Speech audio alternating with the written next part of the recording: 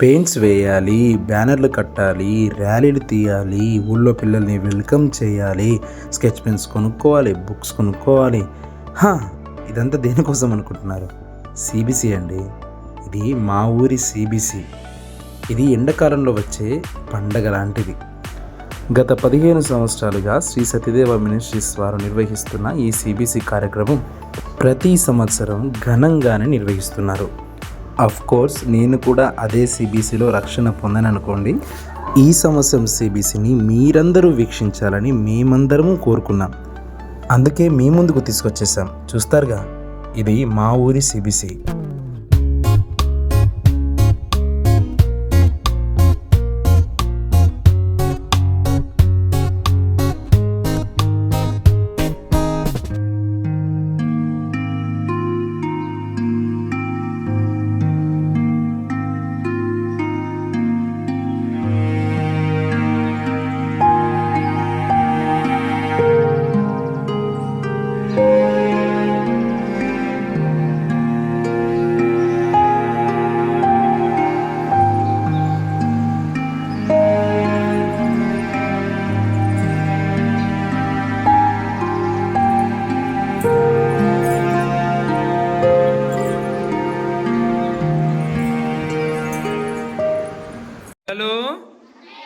పిల్లలు మంచి మంచి పిల్లలు, ఆర్ యు రెడీ?